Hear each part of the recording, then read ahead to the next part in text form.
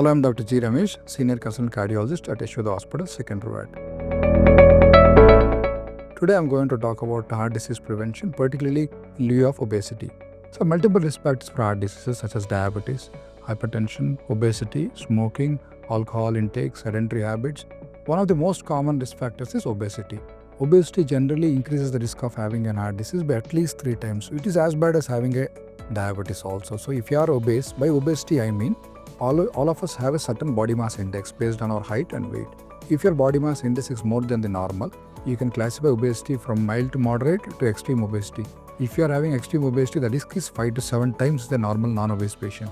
If you are having mild to moderate obesity also, even including children. So including children or adults, if you are obese, your risk of having heart disease is at least 3 times more than the non-obese patient. What does obesity do? It increases the cholesterol values in your blood levels. It increases the risk of your having a inflammation or damage to the heart arteries, which will produce a sudden risk of heart attack. So obesity is one of the biggest risk factors. How do we prevent it?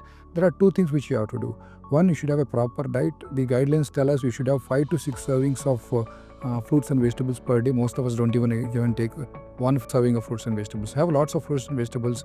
Cut down junk food. Cut down oily food. A word about oils as such. So most of us are a little confused about oils. You try to take oils such as olive oil or candle oil. These sort of oils are better compared to other oils. Second thing is you should do solid amount of exercise. By exercise, I mean aerobic exercise. A good amount of walking, which is around 30 to 45 minutes of brisk walking, 5 to 6 days a week is more than enough. You don't need to over exercise to prevent obesity.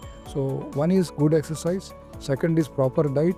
And if your cholesterol levels are high, take those medications. So that will be enough.